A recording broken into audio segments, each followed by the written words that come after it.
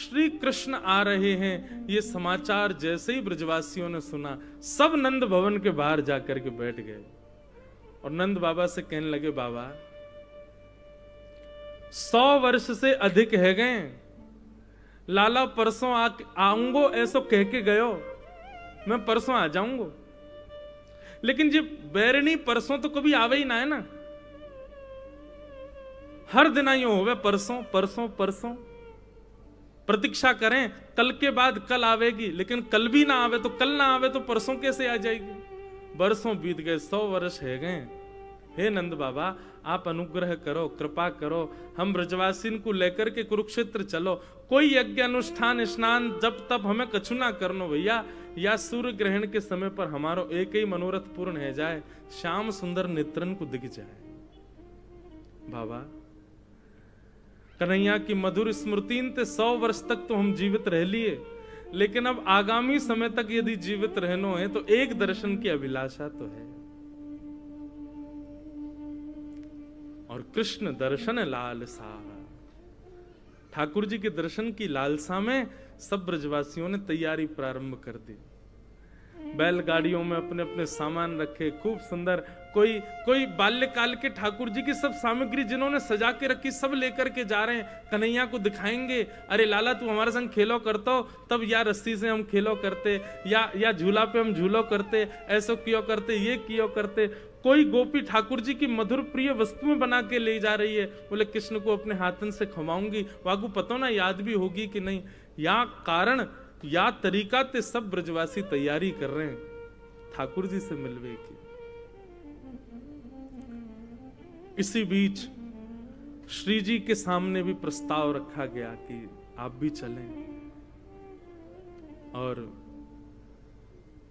सब सखी सहचरी सबकी आज्ञा सो, सबके निवेदन सो हमारी किशोरी जी भी द्वारिका पधारी। पर पुनश्च कहें कृष्ण मिले इस भाव से नहीं, बस यही अनुभूति हो जाए कि जिस नगर में हमें उसी नगर में कन्हैया है, तो कहीं ना कहीं हवा जब बहेगी तो कन्हैया को स्पर्श करके हम तक आ जाएगी, बस यही में हमको संतोष है जाएगा। वो मिले ऐसी अभिलाषा भी नहीं है।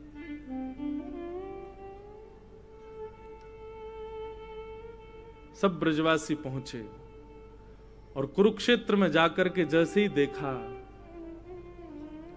महाराज बड़े बड़े महल खड़े हैं, बड़ी बड़ी अटारियां, ऐसे तो शिविर लगे थे कि महल जैसे शिविर दिख रहे थे, और सब जगह भीड़ लगी है। केवल किसकी, बोले द्वारिकाधीश पधारे, उनके दर्शन की भीड़ लगी है। यशोदा मैया नंद बाबा एक दूसरे के हाथ पकड़ करके और छड़ी हाथ में लेकर के घूमते हुए जा रहे हैं। यशोदा मैया बोली, आपने मोसो कही कि वहां तो लाला आवेगो, लाला मिलेगो, यहां तो कोई सुध ही नहीं पड़ रही, लाला कहाँ है। बोले आप चिंता क्यों कर रही हो, अभी मिलेंगे ना लाला से, अभी पूछूं कहाँ है ठाकुर जी। अब तो नंद बाबा भोरे बारे ब्रजवासी वहां जाकर के लोगन से कहें, भैया कन्हैया कहाँ है। द्वारिका के लोग बोले, कौन कन्हैया। अरे कन्हैया श्री कृष्ण। अरे अरे भैया ऐसे कन्हैया कन्हैया क्यों बोल रहे हो। जगत प्रतिपालक, राजाधिराज, देवकी नंदन, वसुदेव नंदन, ब्रज उर चंदन, श्री कृष्णचंद्र जी महाराज, सम्मान से नाम लीजिए उनका, राजाधिराज हैं। नंद बाबा कहने लगे, हाँ भैया अब इतना लंबो तो याद होएगा ना हमें, तो अब कृष्ण ही, श्री कृष्ण कहाँ है, द्वारिकाधीश श्री कृष्ण कहाँ है। बोले सामने वो जो पूरी लंबी कतार खड़ी है ना दर्शनार्थियों की, वो सब उन्हीं के दर्शन करने जा रहे हैं। सूर्य ग्रहण का समय है, पूरे विश्व भर के भारतवर्ष के ऋषिगण आए हैं। ठाकुर जी का तुलसी अर्चन चल रहा है, ठाकुर जी का सहस्त्रार्चन चल रहा है, भीतर भगवान के पुष्पार्चन चल रहे हैं। यशोदा मैया नंद बाबा तुलसी अर्चन, पुष्पार्चन, सहस्त्रार्चन समझ ही नहीं पा रहे, ये होवे का है भैया। बोले अच्छा। भीड़ लगी है चारों तरफ ठाकुर जी के दर्शन की, और वही भीड़ में श्री नंद यशोदा पहुंचे। द्वारपालन से जाके कहें, भैया कन्हैया यहीं भीतर ही बैठो है। बोले श्री कृष्ण कन्हैया? बोले जी जी जी, हाँ वो द्वारिकाधीश जी यहीं विराज रहे हैं, हमें वाको दर्शन करनो मिल सके। द्वारपाल ने पूछी आपको परिचय? बोले भैया हम ब्रजते पधारे हैं, हम नंद बाबा हैं जी, यशोदा मैया है, 11 वर्ष 56 दिन ठाकुर जी हमारे पास ही रहे ब्रज में, बहुत दिन है गए, 100 वर्ष है गए, तो आज उनके दर्शन करवे आए। जैसे सुने नंद यशोदा, द्वारपाल के नेत्र सजल हो गए, दंडवत हो गए चरणों में। बोले भगवान आप श्री नंद बाबा हैं, आप श्री यशोदा मैया हैं? बोले जी। बोले भगवान मैं आपको कहा बताऊं, वर्णन को विषय नहीं है, लेकिन हमारी द्वारिका में ठाकुर जी भले ही वसुदेव जी के पुत्र हैं, भले ही यशोदा मैया के, भले ही देवकी मैया के पुत्र हैं, पर आज भी हमारी द्वारिका में जन्माष्टमी में पूरा द्वारिका गावे, नंद घर आनंद भयो जय कन्हैया लाल की, यशोदा के लाला भयो जय कन्हैया लाल। अरे कहां तक कहें, स्वयं देवकी वसुदेव भी यही कीर्तन को गावे कि नंद घर आनंद भयो। आज नंद बाबा के दर्शन है रहे, चरण पकड़ लिए, चरणन की धूल अपने माथे से लगाने लगे। आप भीतर पधारो, 4-5 सैनिक लगा दिए, बोले इनको लेके भीतर आओ, भीड़ बड़ी लगी है महाराज, ठाकुर जी की अर्चना चल रही है, ठाकुर जी सिंहासन पर बैठे हैं, संत महापुरुष कोई तुलसी अर्चना कर रहे हो, कोई पुष्प अर्चना कर रहे हैं, ठाकुर जी बैठ करके प्रेम से अपनी अर्चना करवा रहे हैं। इतने में एक द्वारपाल गया दौड़ा दौड़ा, बोले ठाकुर जी ब्रज से नंद यशोदा मैया पधारे। नंद यशोदा नाम सुनते ही ठाकुर जी को स्मृति नहीं रही कि मैं कहां हूं, क्या चल रहा है, किस भाव में है। ठाकुर जी के तुरंत नेत्र खुले, बोले कहा कही तेने भैया, कौन पधारे? बोले नंद यशोदा मैया आए, सामने आ रहे हैं देखो। जैसे ही सिंहासन पर बैठे हुए ठाकुर जी ने यशोदा मैया को देखो, ठाकुर जी कूदे नहीं, इतने देहाभिमान शून्य हो गए, देह की सुध नहीं हुई कि ठाकुर जी वहीं मानो जैसे मूर्छा अवस्था में गिर पड़े हों। संभाला सैनिकों ने जाकर के, बोले मुंह को लेके चल, मेरी यशोदा मैया आ रही है, जल्दी लेके चल, विलंब मत करे।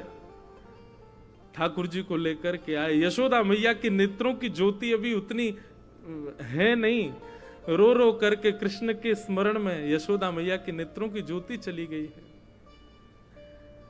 ठाकुर जी गए, जाकर के अपने सबसे प्रथम तो मुकुट को यशोदा मैया के चरणन में पधराया, और जैसे ही यशोदा मैया के मधुर चरणार बिंदों को अपने हृदय से लगाया, ठाकुर जी छोड़े नहीं। समस्त पटरानियां खड़ी हैं, बड़े बड़े ऋषि महापुरुष खड़े हैं, सूर्य ग्रहण का काल है, सब यहां अर्चना वंदन कर रहे हैं, बड़े बड़े ब्राह्मण तप में बैठे हैं, जप में बैठे हैं, और यहां एक अलग ही दर्शन हो रहा है। द्वारिकाधीश श्री यशोदा मैया के चरणों से लिपट करके करुण क्रंदन कर रहे हैं। यशोदा मैया ने नीचे झुक करके लाला को उठायो, हृदय से लगायो, कभी लाला के नेत्रन को स्पर्श करें, कभी कान को स्पर्श करें, कभी नासिका को स्पर्श करें, मुख को स्पर्श करें, और स्पर्श करके मैया कह रही लाला तू तो बड़ो ही ना भयो, तू तो बिल्कुल नेक्सो सोई है। जैसे स्पर्श को भाव, जैसे स्पर्श को सुख तेरो बाल्यकाल में लाला, तेरो अभी भी वैसो ही है। इतना रोए द्वारिकाधीश। यशोदा मैया ने जो वस्त्र धारण किए थे सब गीले हो गए ठाकुर जी के अश्रुओं से। महामंत्री सेनापति सब विचार कर रहे हैं, आसन लगाओ, सिंहासन लगाओ। ठाकुर जी बोले दूर करो सबको, मैया तू जल्दी बैठ भूमि पर। यशोदा मैया बैठ गई, और जैसे कोई 1-1.5 वर्ष 2 वर्ष 3 वर्ष को बालक गोद में लिपट करके, गोद में लेट करके और मैया के वक्ष से लिपट जाए, ऐसे द्वारिकाधीश राजाधिराज सामने नाती खड़ा है, सामने ठाकुर जी के परपोते खड़े हैं, सामने ठाकुर जी के पुत्र खड़े हैं, और ऐसी स्थिति में श्री यशोदा मैया के हृदय से लिपट करके ठाकुर जी उनके वक्ष को टटोल रहे, मैया से कह रहे मैया मुंह को अपना दूध पिवाए दे। यशोदा मैया से लिपट गए और बार बार कह रहे मैया मुंह को क्षमा कर दे, मैं तुमको वचन दे के गयो लेकिन नहीं आयो, मैया मुंह को क्षमा कर दे। यशोदा मैया और ठाकुर जी के इस मधुर मिलन को देखकर के द्वारिका के लोग अपने प्रेम पर प्रश्न चिन्ह उठाने लगे। क्या हम वास्तव में द्वारिकाधीश से प्रेम करते हैं? ये कैसा प्रेम इन ब्रजवासियों का? नंद बाबा यशोदा ठाकुर जी के चरणों का स्पर्श कर रहे हैं, केश में हाथ घुमा रहे हैं। यशोदा मैया वक्ष से लगा करके लाल जी को खूब दुलार कर रही है। ठाकुर जी भूल गए कि पुत्र पौत्र सब खड़े हैं मेरे, नन्हे से बालक के भांति यशोदा मैया के अंग से लग गए। और पूरे सूर्य ग्रहण के समय में यही अनुष्ठान चला, प्रेम का अनुष्ठान, ब्रज द्वारिका मिलन के प्रेम का अनुष्ठान। सब द्वारिकावासी ब्रजवासियों को खोज रहे हैं, कहां है ब्रजवासी? और सब ब्रजवासियों को खोज खोज करके अपने हृदय से लगा रहे हैं। बोले आप भी ब्रज से हैं? बोले हाँ हम ब्रज से हैं। जो ब्रज को दिख जाए द्वारिका के लोग दौड़ करके जामे, उनको हृदय से लगामे। सब ब्रज द्वारिका मिलन महोत्सव कर रहे हैं।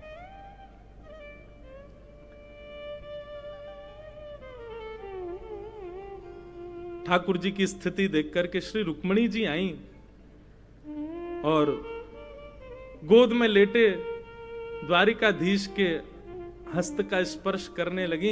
यशोदा मैया को जैसे दिखी, मैया बोली लाला जे लक्ष्मी सी दिख रही है, या कि देखियो केशन में कछु चमक रो है, या के घरे में ऐसा सुंदर नवलखा को हार लग रहा है, भैया ये लक्ष्मी सी दिख रही है, लाला जी कौन है? जैसे रुक्मणी जी आई, ठाकुर जी की विरह वेदना शांत हुई। भगवान अपनी स्थिति देख रहे थे, ये काब है हो, ये कैसे हम लिपट गए। तुरंत यशोदा मैया की गोद में ठाकुर जी बैठ गए। अच्छा, पूज्य पिताजी महाराज कथा में एक प्रसंग कहते हैं बंधुओं कि द्वारिकाधीश भगवान के पुत्र प्रद्युम्न की आयु 50 वर्ष, भगवान के परपौत्र अनिरुद्ध की आयु 25 वर्ष और स्वयं द्वारिकाधीश की आयु 16 वर्ष। पुत्र 50 वर्ष का, नाती 25 वर्ष का और परदादाजी 16 वर्ष के। ठाकुर जी 16 वर्ष से ऊपर। 16 वर्ष तो आज 16 वर्ष के, अगर कलयुग में ठाकुर जी पधारे 16 वर्ष के नहीं होंगे, मुंह लगे और कम रह जाएंगे। क्यों? जिस अवस्था में विकार आने उत्पन्न हो जाते हैं, ठाकुर जी उस अवस्था से ऊपर नहीं जाते। विकार आने मतलब जहां पर वोकल कॉर्ड बदलना शुरू हो जाए, दाढ़ी मूंछ आनी शुरू हो जाए, आप थोड़े बड़े बड़े से लगने लग जाओ, ये समझ जाओ कि अब ये विकार अवस्था है। ठाकुर जी उस अवस्था में कभी नहीं आते। ठाकुर जी सदा सहज अवस्था में रहते हैं, बाल अवस्था में रहते हैं। तो ठाकुर जी यशोदा मैया गोद में ही बैठे हैं और मैया से कह रहे, मैया जे तेरे ही यमुना में दीपदान को प्रताप सामने बैठो है। यशोदा मैया बोली मतलब? अच्छा, ठाकुर जी को एकांत में गए हो सिंहासन? नहीं, वही चौक में ही बैठे हैं यशोदा मैया गोद में, और चारों तरफ लाखों दर्शनार्थी ब्रजवासी और द्वारिका के लोग बैठे हैं। मैया जे